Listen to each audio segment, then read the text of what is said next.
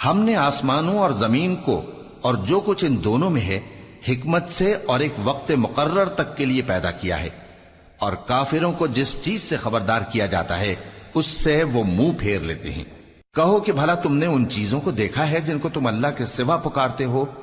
ذرا مجھے بھی تو دکھاؤ کہ انہوں نے زمین میں سے کون سی چیز پیدا کی ہے یا آسمانوں میں ان کی کوئی شرکت ہے؟ اگر سچے ہو تو اس سے پہلے کی کوئی کتاب میرے پاس لاؤ، یا تمہارے پاس علم انبیاء میں سے کچھ ہو تو اسے پیش کرو۔ اور اس شخص سے بڑھ کر کون گمراہ ہو سکتا ہے جو ایسے کو پکارے جو قیامت تک اسے جواب نہ دے سکے اور ان کو ان کے پکارنے ہی کی خبر نہ ہو۔ اور جب لوگ جمع کیے جائیں گے تو وہ ان کے دشمن ہو جائیں گے اور ان کی پرستش سے انکار کر دیں گے۔ اور جب ان کے سامنے ہماری صاف صاف آیتیں پڑھی جاتی ہیں تو کافر حق کے بارے میں جبکہ وہ ان کے پاس آ چکا کہتے ہیں کہ یہ تو کھلا جادو ہے۔ کیا یہ لوگ کہتے ہیں کہ اس پیغمبر نے اس کو از خود گھڑ لیا ہے؟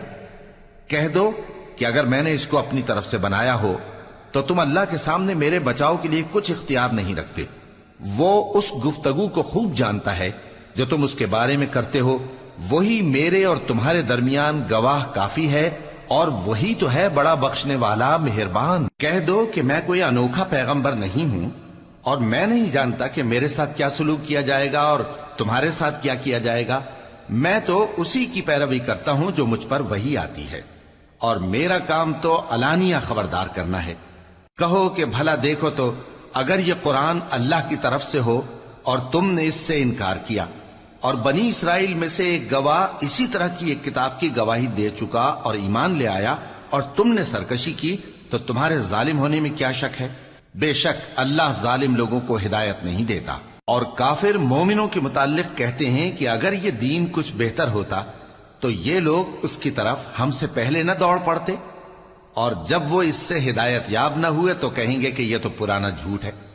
اور اس سے پہلے موسیٰ کی کتاب تھی، لوگوں کے لیے رہنما اور رحمت، اور یہ کتاب عربی زبان میں ہے اس کی تصدیق کرنے والی، تاکہ ظالموں کو خبردار کرے اور نیکوکاروں کو خوشخبری سنائے۔ جن لوگوں نے کہا کہ ہمارا پروردگار اللہ ہے، پھر وہ اس پر قائم رہے تو ان کو نہ کچھ خوف ہوگا اور نہ وہ غمناک ہوں گے۔ یہی اہل جنت ہیں کہ ہمیشہ اس میں رہیں گے، یہ اس کا بدلہ ہے جو وہ کیا کرتے تھے۔ اور ہم نے انسان کو اس کے والدین کے ساتھ بھلائی کرنے کا حکم دیا، اس کی ماں نے اس کو تکلیف سے پیٹ میں رکھا اور تکلیف ہی سے جنا، اور اس کا پیٹ میں رہنا اور دودھ چھڑانا 2.5 برس میں ہوتا ہے، یہاں تک کہ جب وہ پختہ عمر کو پہنچ جاتا ہے اور 40 برس کا ہو جاتا ہے تو کہتا ہے کہ اے میرے پروردگار، مجھے توفیق دے کہ تو نے جو احسان مجھ پر اور میرے ماں باپ پر کیے ہیں ان کا شکر گزار بنوں، اور یہ کہ نیک عمل کروں جن کو تو پسند کرے، اور میرے لیے میری اولاد کو نیک بنا دے۔ میں تیری طرف رجوع کرتا ہوں اور میں فرما برداروں میں ہوں۔